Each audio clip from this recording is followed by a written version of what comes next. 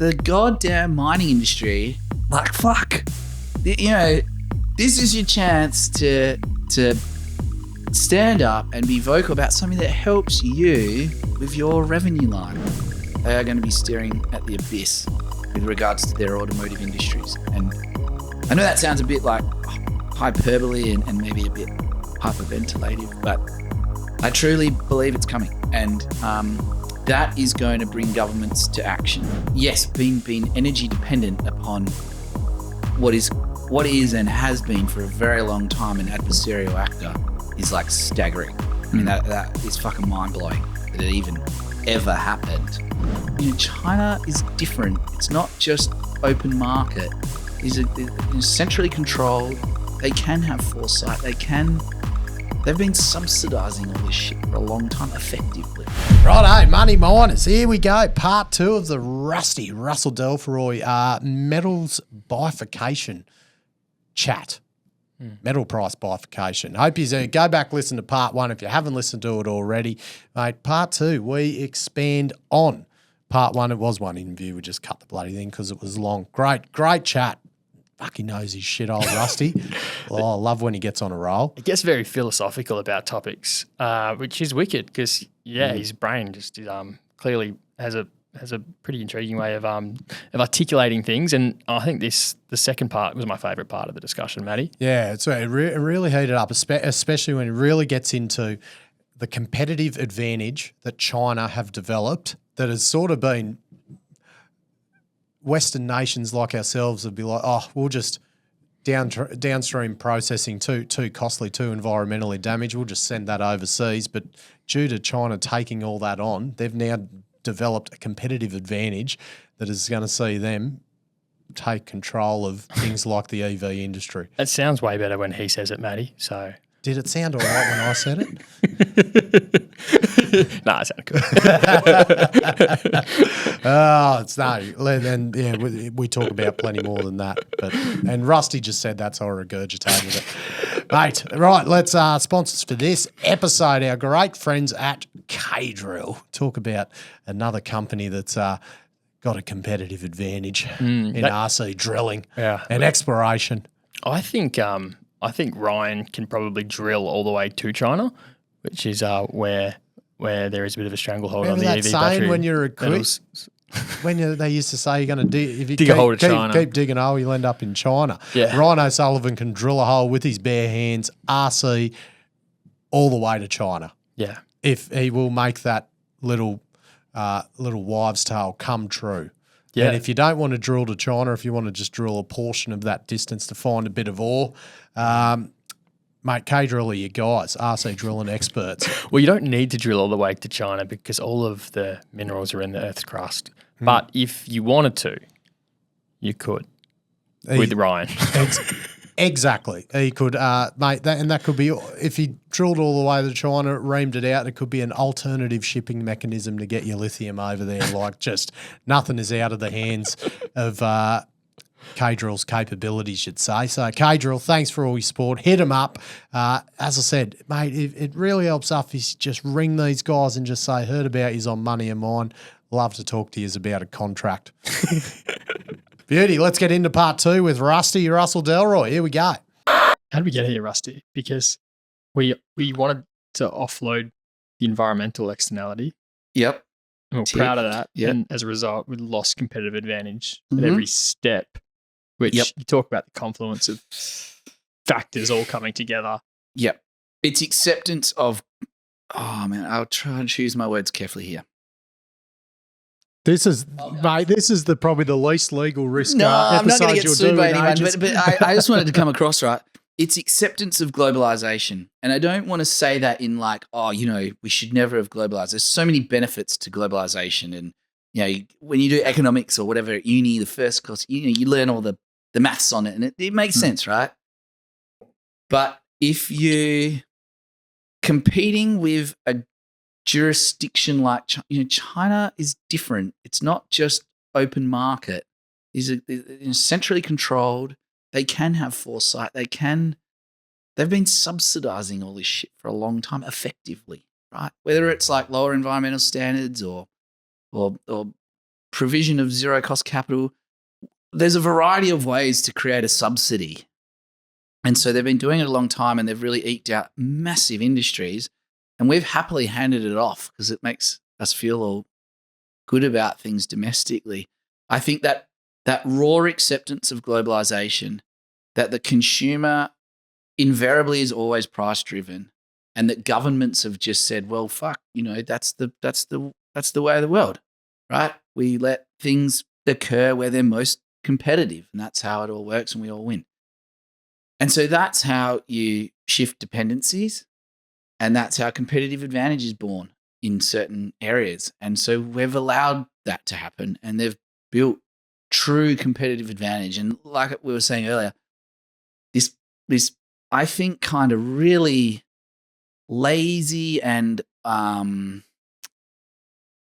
self-serving sort of view that, they just copy us and they've cheated, and it's fucking get past that. It's fucking bullshit. They're innovating. These guys are innovating at a rate of knots. So, I took as an example, I took a ride in a BYD the other day. It was as good or better than a Tesla. It was so good. So, yeah, we need to be honest about where that's at. We've been asleep collectively, whether it be the automotive manufacturers, the government itself, and realistically, what does it boil down to? It's a lack of supply chain scrutiny. It's a lack of discipline around saying, hey, that's not acceptable. And so what happens is we have a framework for things that are done here domestically and a standard that we all agree we constantly want higher, which I agree with, right? I want mines. I'm not proud of what's out the back of Kambalda or Kalgoorlie. I'm not, as an industry participant, it's not good enough. Let's get that fucking better, right? So I want those standards lifted too. But we have had this race to the bottom on cost, and it's directly a result of a lack of supply chain scrutiny. And that sits at government and industry not saying enough. The consumer can never be blamed. I'm adamant. You can't, there will be times when the consumer pays attention to something. There's lots of great NGOs that highlight things like child labor in the Congo, which are really serious issues. And so I think there's definitely much more better awareness from corporates around their social and environmental responsibilities. But it's coming late, and it needs government support. And the industry needs to drive that conversation with government to say, hey, you need mechanisms for policing these products that come into our, across our borders, finished product, refined product, whatever it is. We need providence. We need a system of understanding providence. And it's way overdue. Like all sorts of naughty countries, nefarious countries, they move shit around the planet to avoid sanctions. That, there's all sorts of problems associated with that too. And on top of all of the problems, the goddamn mining industry, like, fuck, this is your chance to stand up and be vocal about something that helps you with your revenue line. So whether you get a premium price for product done the right way, or you knock out product done the wrong way to a homogenized market, does that make sense?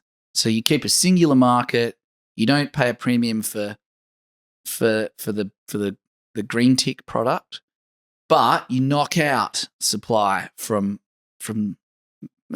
sources that don't meet those standards. Either or, you will lift the price received for what you're producing, and that's where we all need to get to. And fuck mining companies, like, why would you not be yelling and screaming about this? Like, it's your one chance to have an impact on your revenue line. I just think there's like a culture of just acceptance. Oh, it's too hard. It's too complicated. That's not what we do. We're commodity producers. That's commodities. It's been like that for hundreds of years. So I think it sounds impossible in its current state at the moment. As you said, JD, how much percent of majority of processing, downstream processing, is in China? Yeah, across every metal right now. So, like, how is it like a trader is never going to pay a premium for a ESG friendly piece of nickel or lithium or cobalt, because the Chinese are going to buy it off and like, no, we just want the cheaper stuff. We don't give a fuck. And if people want to get a bit of a history of what the what the sort of mindset of the commodity traders is and where they've come from, they should read the World for Sale. It's an incredible book. Goes through the history of like Glencore, Mark Rich AG, where they came from, Trafigura, and the mindset is just very different. There's something else I wanted to touch on, and I think it really sort of goes to show where we are right now, and it's the EU Critical Raw Materials Act and what their sort of targets are. So they want 10% of the EU's annual consumption to come from extraction within the EU. Like 10%. So yeah, I think this is by 2030. By 2030, that's right. Yeah. 40% of annual consumption for processing to be done within the EU. Yeah. And 15% of consumption to come from recycling. So I think those numbers, they just highlight the bloody low base they're starting from. So yeah, just correct. So just think about it. These are ambitions. Yeah. Right. Let's call these like stretch targets. Right now, like I think they're going to put this, they've accelerated putting this through and ratifying the EU it. has accelerated. They've accelerated. It's mind-boggling. Yeah, it was supposed to be Q2 next year. I think it's going to drop Q4, which we're in. These are ambitions, right? These aren't like, I mean, think about those numbers. So let's start with the first one. 10% of what, so the products that you internally consume, like, so when you're creating something, the raw materials that you use, 10% of what you use is going to be sourced domestically. It's an astoundingly low 10%, number. that's a fucking stretch target. That's an ambitious target.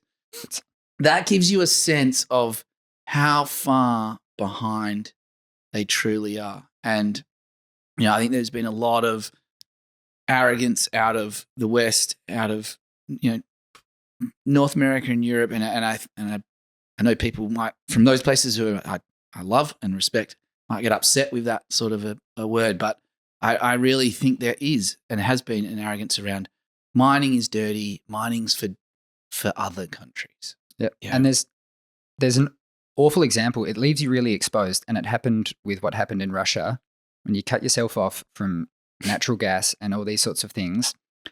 And it affects all the people in the working class parts of the world in Europe that need the cheap energy for the manufacturing base in the Rhine Valley, for example, in Germany, where a lot of the cars and components of cars come from. It's just another analogy of leaving yourself very exposed to another party who you vocally don't agree with on a lot in So it's kind of fascinating. I reckon that's like the best sort of case in point of the thinking over the last 20, 30 years and the arrogance around some of the decision making and you know, yes, being energy dependent upon what is and has been for a very long time an adversarial actor is like staggering. I mean, that is fucking mind blowing that it even ever happened. But it did. And so, you know, I think there's certainly like a really keen awareness now. And that's the first stage in this process. You must be aware in order to then, you know, change. And there's definitely awareness. So we're seeing lots of good, you know, analysis and policy documents and the stuff out of the EU. And I think then it's flowing into action, certainly in the US. I think we'll see more action in the EU, but they really need to hurry. Like they're and why we say the tip of the spear here is the EV sector is it is coming now. So you don't like, this isn't something you can think about for a while and get right over the next few years. And, you know, we're going to get 10% by 2030. Like, wow. Like the problem for them is landing right now. It is coming, and it's coming in a big way, and it's coming in the form of Chinese vehicle supplies. And so I think we're going to see a lot more action in a hurry. And that'll be twofold. It'll be both.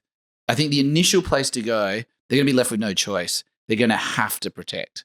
So you're going to see a lot more protectionism. We're going to see world trade, what is the third party arbitrary body that oversees it all? WTO. Yep. A whole bunch of fucking applications to that and shit fights and all the rest of it. But I think that's going to have to be the first protocol. And there's a sort of second order effect, which is really fascinating to think about. now that the West scales up these acts legislation, they're now competing with one another. The Americans are now competing with the Europeans to get that, say, 10% of processing in their country now. Yep. So a lot of the, say, for example, manufacturers in Europe are thinking, hang on, I might do it in America, still the West, instead of in Europe. But that's from a GDP point of view from the EU, still just as bad, and vice versa. Yeah. So they're now competing with one another, which isn't ideal. I think over the last 6 months, we've seen lots of pushback from EU, some complaining about the policy setting out of the US with regards to the IRA. Yeah. I think the US have said, hey guys, we're going this way, right? So like, there is bipartisan agreement around the geostrategic issues with regards to China. So it doesn't matter which side of the aisle holds power in the US, it's happening. Mm. And I think the EU have been, the EU is such a mess of countries and opinions and vested interests. They've been sort of bumbling around with we don't really like it. And yes, now you're competing with us and that's not fair. And all of that is about to go away. Like all of that ifing and butting is about to be like completely forgotten, because once those vehicles drop on their doorstep, holy shit. Like the numbers you were talking about in terms of employment and GDP and the like, they are going to be staring at the abyss with regards to their automotive industries. And I know that sounds a bit like hyperbole and maybe a bit hyperventilative, but I truly believe it's coming. And that is going to bring governments to action. So even if they started out not liking it, I think the US have had actually better foresight, maybe for different reasons. Maybe it's for both. Maybe it's a coalescence of reasons. So, automotive industries they want to protect, geostrategic issues around supply chain dependency, decarbonization and ESG standards. These are all things that coalesce into reshoring and doing things the right way. Rusty, the mechanism you talk about to address this confluence of issues is a price mechanism on commodities, which are by definition fungible and homogenous. Mm-hmm. Isn't it crazy to try and differentiate price on something which is inherently the same, no matter where you get it? I mean, from a characteristics perspective. Yes, it is. It is, and like I said, the culture and everybody's like, BHP aren't in this mindset. Rio aren't in this. None of these guys are in this mindset. They sort of fuck around with things on the fringes, but they aren't out there having the conversations they should be. And so I think there's like inertia and just culture in this sector that we've all sort of been, just used to. And so those things that they need to shift. What is going to shift them? I think government have to play a big role in shifting that. Provenance and like traceability of minerals and or raw materials has been a massive issue for a very long period of time. It needs to be addressed. We need to spend real time and effort. Like the size of the prize is fucking big. Like you go add a premium to some of the volumes of material these guys produce in the right way. Why not get after it? Like the economic incentive is there if you get it right. So, and why the fuck are mining companies just handing all this power and control and economic benefit to, effectively intermediaries like Glencore and Traffies? And why? Why the fuck are you doing that? Trev, I don't want to steal your thunder, but you came up with a great example earlier today, and there's a key distinction with this one. Pretty much is stealing your thunder, isn't he? It's a consumer-facing product, but it is a commodity, and we mentioned it earlier. And there's a few other sort of things, but we're trying to think of like in history, how many times have we collectively as society decided to pay a different amount for the same product? Yeah, and we're like eggs. I was Eggs. thinking Hooteroo hats when we auction them off. It's different because it's a consumption product. We buy it, we eat it, we consume it. We care about the supply chain. We don't so much with metals because they're an input in the ultimate product that we end up buying, not the product we buy. And we also don't eat it. Yeah, complicates things. Yeah, I mean, I think it's a good example. That's been an interesting one where the consumer has probably driven that change. 100%. And I would say... You're saying the consumer can't generate this change? Yeah, I mean, I would say unfortunately it's the exception, not the norm. And I think it is a unique example in that it's a finished product and it's you eat it. So, you know, there's and it's grabbed the attention of consumers for very good reasons because of it's horrific what battery hens and all the rest of it. But you'd have to price phones, do you? You'd have to have a green iPhone and a dirty iPhone. Well, consumers were willing to pay more for free and range. that's what I mean. So would you, as a consumer, be willing to pay more for? That's what would have to happen. Supply. I would love to see a stat, right? I reckon the best place to go and measure this would be like the Qantas box tick. You know, you can pay the extra the carbon. $10 for the carbon. Hands up, who's ever paid it. There you go. I fucking knew he would have. Cut that bit out. I got so much trouble for not having done, but I haven't. So if I'm honest, and absolutely should be, then I haven't, and I'm a consumer. So like, I just think expecting the consumer to drive this, it's a falsehood. Eggs are great exception. In general, it will never happen, and it shouldn't because it's an extra $1.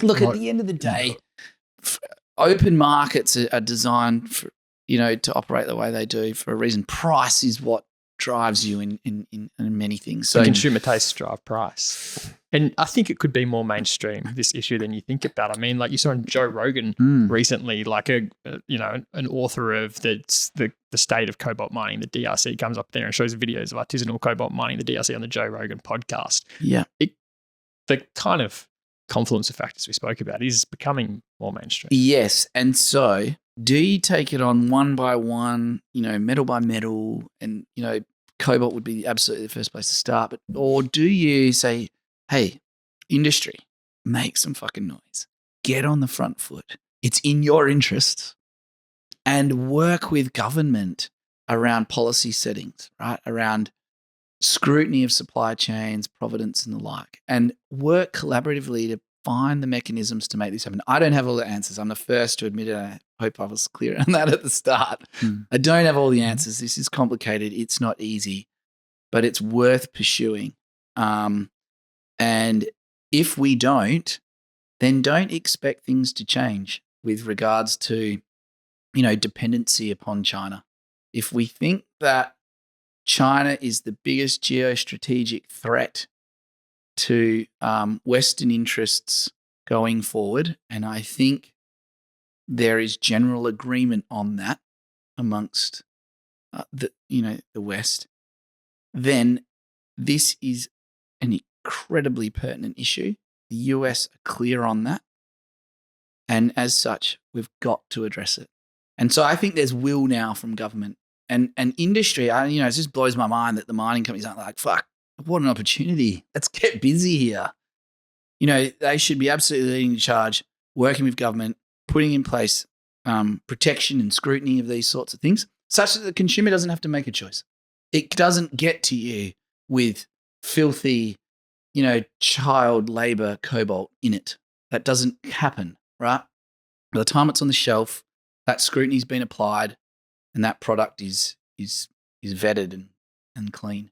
So that's in my mind, that's where it needs to happen. It's incredibly complicated, incredibly challenging, but it needs to be done. And there's lots of economic benefit to particularly places like Western Australia. If you for how forever, for my entire life anyway, everyone on the eastern seaboard has always sort of thrown stones and said, you dumb fucks, you guys just dig holes. You don't even process the shit you dig out of it. You just dig a hole and then ship it off. We're pretty good at it, though. They're very fucking good at it, and I'm incredibly proud of it. And so, it's always sort of bugged me that they said that, but there's an element of truth to it. And, BHP and Rio, and there's been the hot briquette plant, and there's numerous failures, attempts and failures at downstream. There's an enormous economic opportunity here for us in Western Australia. And everyone talks about downstream and they talk about it in lithium, but no one actually sits there and goes, we are 3 times the capex. That is so uncompetitive. Like, the fuck are we doing about that? Well, scrutiny of end products and provenance of materials that go into them, that's where you start. If you get that right, then you set the environment for which downstream in jurisdictions like Western Australia can happen, because it has a flow-on effect and eventually it ends up with a higher price. Having said all of that, there needs to be a really open and honest conversation with the public about this as well. This is all highly inflationary. Make no mistake. Inflation Reduction Act. It's the most ironically named policy of all fucking time. It should be the highly inflationary act. Because it is, or the Anti-China Act. That would be somewhat more accurate. Let's use the lithium processing as an example. If you go there and you say, okay, 3 times the capex, whatever multiple the opex is, that translates to just higher cost product.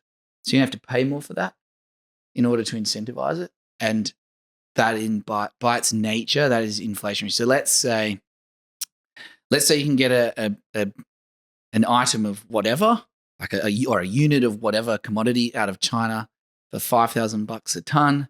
Let's say the equivalent unit, fully, from raw material through the downstream, fully processed, mined and processed in the West to a high standard. Let's say that's $10,000 a ton.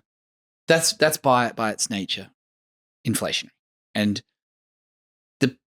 it's important to have this conversation because this process isn't going to just happen, one and done. Oh, well, we fix that. This is going to take fucking ages. Like, this is going to be around for a hugely long period of time.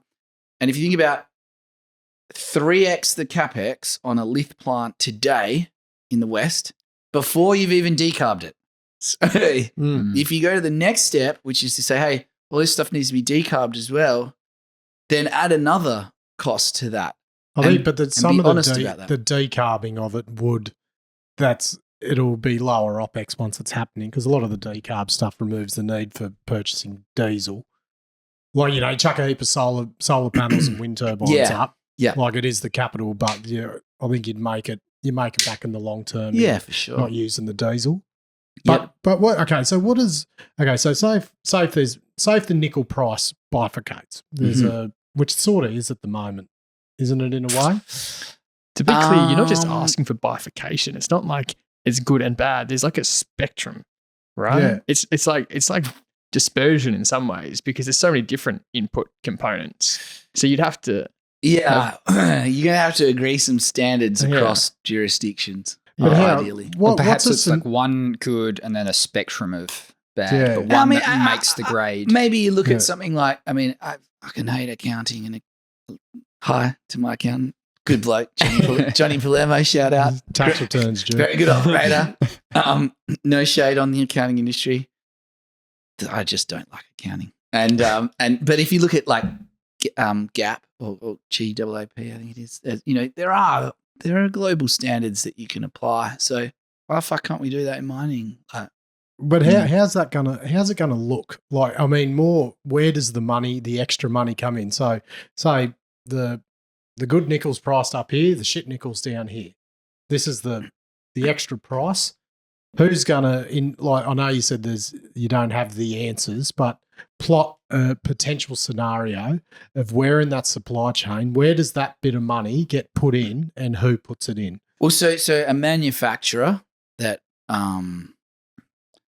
produces an end product would have to, in order to bring that end product into the EU, they would have to provide documentation to the EU that details the raw materials that went into producing that product, and that they met certain standards. So if you standardize that, then you can say, this is Murrin nickel, and bang, tick, it meets the standard. So it can definitely be done.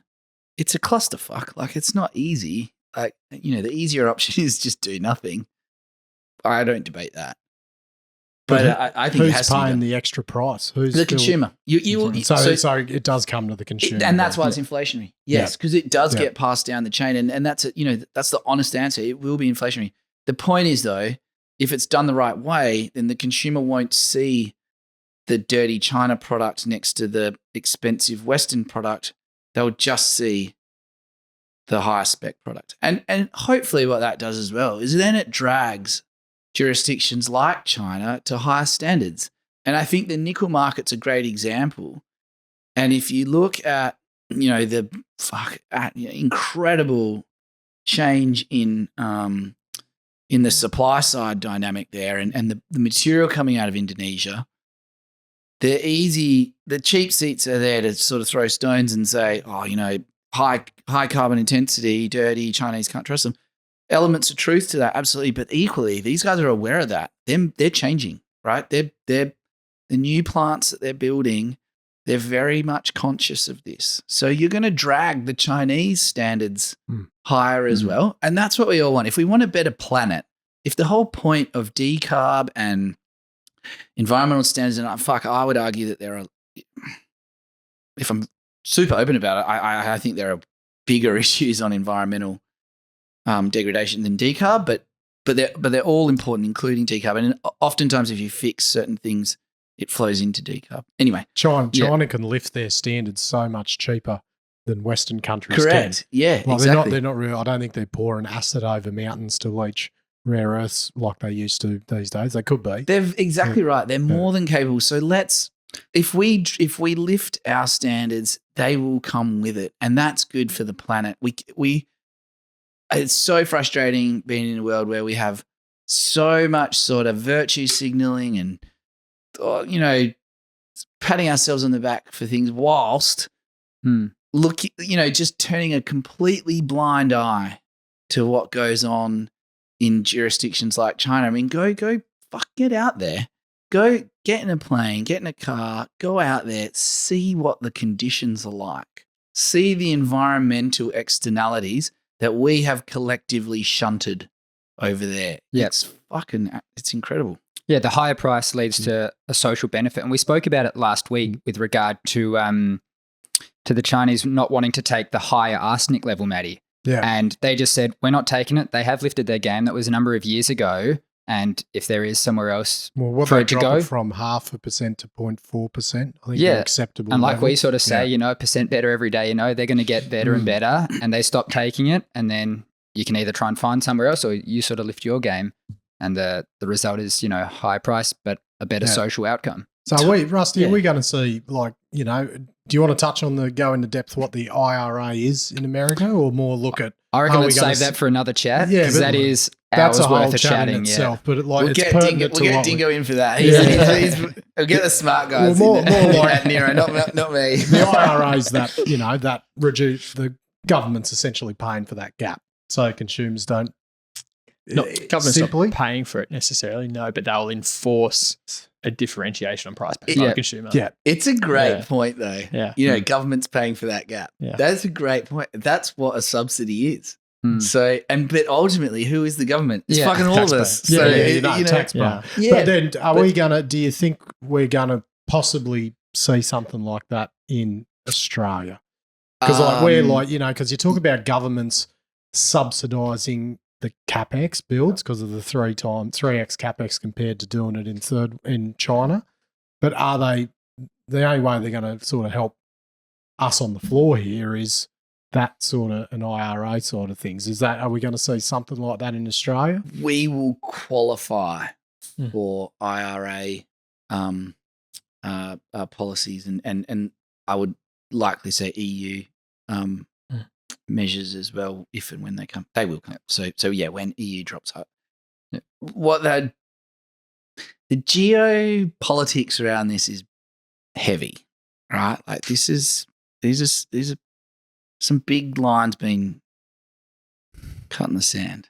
And you're going to be deemed a friendly jurisdiction or an unfriendly jurisdiction. Rusty, let's talk about the types of players that seem to not really have jurisdiction. And they're the commodity traders we mentioned at the front of the show, because their business model ultimately, like, they're super profitable entities. We don't know much about them. In international waters. International, or Swiss, same thing. And they've like create super fucking profits. Like a stupid number of billionaires have emerged as a result of these companies, Glencore, Trafigura, and there are others. Yeah. And their profitability is in some ways tied to the fact that commodities are homogenous, and you can they can buy oil from the Taliban and sell it to the rest of the world, knowing that the rest of, like things like that. Those are the opportunities to the commodity traders, as opposed to what we're talking about now is providence. These companies don't care about providence. That's an opportunity. Yeah. So middlemen by their nature make money in opacity. So when something is transparent, that doesn't work for them because the buyer and the seller can see one another. So why the fuck is it going through the guy in the middle taking a clip? So, yeah, middlemen by their nature do not want transparency. So, yeah, I think we did start the chat around vested interests, and there's no more vested interest than those guys. They have made a lot of money. I have no problem with anybody making a lot of money. That's great. That's how the capitalist system works. And so no drama there. It's just that they do it through opacity. They like dark spaces. They don't want the light shone there. And I just think, tech has done so many excellent things over the last 20 years around asset utilization, like latent asset utilization and transparency. And some fucking how the mining industry has managed to once again be the laggard. So, it's staggering when you think about the size of the sector, like, and how important it is when you talk about war and these sorts of things, raw materials and raw material processing. Fuck me, there's nothing more pertinent. So, it's amazing sort of how I think we've really collectively taken our eye off the ball here. And don't expect any support for these ideas from the metal traders. Maybe we finish off. What's something you want to see next week? Like, this sounds like a whole thing, but what's something that you think that could be done right now? Yeah, I mean, I would love to see government working. First of all, I'd like to see industry actually making some noise. So it has to be industry who stand up and say, hey guys, we can do better. We want to do better. We want to lift standards. We want to keep doing better. It costs money. That's a fact. This is important for a variety of reasons. Let's advocate for scrutiny of supply chains as an industry. Let's think about that, take that to government, and then bring government along for that journey. And I think government will be supportive and to the IRA and the US, they're leading that process over there. It hasn't. So you want to see BHP be more like Bellevue? Yes, I want to see Stevie Parsons running BHP. I vote one Stevie P. I love it. I reckon, as I said, the part 2, the follow-on will be a dedicated IRA chat and the implications on, the nickel market. And I'm talking out my arse here. I don't know much about it. Dingo in. And why is everyone in the sector, right? Let's be brutally honest about it. We're all here to make a dollar. Like everyone, that's all our jobs is to invest and make a return in money. So like how this is a good thing. It should help profitability. But how the fuck are we going to make a dollar as investors? Where are the opportunities? Where are jurisdictions where these things can be achieved? Because not every jurisdiction can do this. So I'd love to explore that. A place like Finland, I think they have the holy trinity of the rocks, the processing, and the decarb power at the grid. So yeah, and the equipment. That's what God, it's going to be tough to do a title and description for this one because she's pretty fucking broad. We'll get there, mate. Don't worry. Yeah, you get to the end, you're like, right, I've got to reload. I don't know what we've talked about, but I know it was good. I don't know, like supply spaghetti. Like supply spaghetti. Yeah. There's something in there. Yeah. So I really appreciate you guys hearing me out on it. apologies that I Consider don't have us more your clarity. therapist, Rusty. Like, Yes, just mate. like at the end of the week, just come have a bit of a wind down, get all your issues off your chest, and the money miners benefit from your woes. Next week we'll talk about your childhood. Don't go there. Hopefully it's not boring, and hopefully, like I said, we can all explore the issue, and then let's try and find a way to invest and make a buck out of it.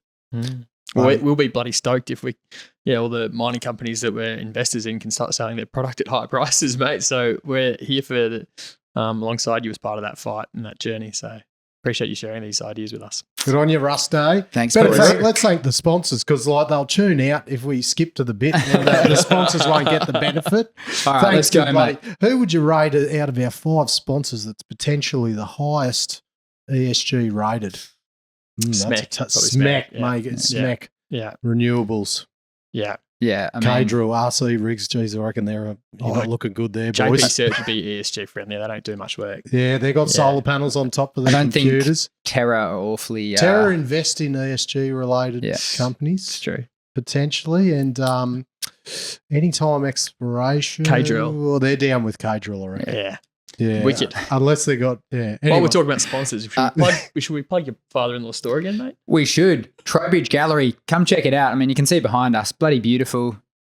Maps, pictures, the whole works here. There's a geological map of Australia in the background here, and none of us are geologists, so I don't know what we're looking at there. It's just cartoons to me, but they're pretty awesome The prints. money miners will get value out of that. Just put it out, because everyone knows what I'm like. I'm not taking any commission after this. Just let you know. It's a pure free arrangement at this stage. Hooteroo. There you go, Trav. Now you can give a bit away about the episode, because it has happened. Mate, what did you reckon? Loved it. Loved it. Let's watch it on repeat. Yeah. Do you listen to your own shit? It depends. I used to when we first kicked things off a lot to try and figure out how to do things better. But I figure it now. I just like to try and listen to other podcasts to learn from what I'm not doing rather than what I am doing. Yeah, I know, but I notice I either start thinking about something else or start thinking about the next question and don't fully take in sometimes what the guests or you and JD are saying. So when I listen back, I learn shitloads. I have to I'm like, beauty. Yeah. So I'm not as much, a bit more of a dumbass. You take it in better the second time. Yeah. I actually take it in the second time. So, beauty. Rusty's comfortable now. We'll get him on because he's a fan. He would be up there with a fan favourite. Yeah. For Absolutely. the money miners. Right. GC. Good stuff. Cheers to JD's father-in-law for hocking all his stuff on camera. It's Love it. his Trowbridge Gallery. Yeah. Wicked. We don't get commission. No. Thanks to all the partners as always. Who would we top of the show? Who would you? So SMEC, JP Search, K-Drill. I was thinking of someone pertinent to the discussion, Terra. but yeah. Who do we have at the top of the show? K-Drill, Yeah. RC Drilling Experts, SMEC Power Technology, Electrical Gurus, JP Search, Financial Recruitment Gurus, Terra Capital, Natural Resource Fund Investing Gurus, and Anytime Exploration, gurus with fucking anything exploration. Anywhere, anytime, any altitude, any depth. It's all go. Righto, cheers, money miners. Hooteroo. Rusty's comfortable now. We'll get him on because he's a fan. He would be up there with a fan favourite. Yeah. For Absolutely. the money miners. Right, GC. good stuff. Cheers to JD's father-in-law for hocking all his stuff on camera. It's Love it. his Trowbridge Gallery. Yeah. Wicked. We don't get commission. No. Thanks to all the partners as always. Who would we top of the show? Who would you? So SMEC, JP Search, K-Drill. I was thinking of someone pertinent to the discussion, Terra. but yeah. Who do we have at the top of the show? K-Drill, Yeah. RC Drilling Experts, SMEC Power Technology, Electrical Gurus, JP Search, Financial Recruitment Gurus, Terra Capital, Natural Resource Fund Investing Gurus, and Anytime Exploration, gurus with fucking anything exploration. Anywhere, anytime, any altitude, any depth. It's all go. Righto, cheers, money miners. Hooteroo. The information contained in this episode of Money of Mine is of general nature only and does not take into account the objectives, financial situation, or needs of any particular person. Before making any investment decision, you should consult with your financial advisor and consider how appropriate the advice is to your objectives, financial situation, and needs.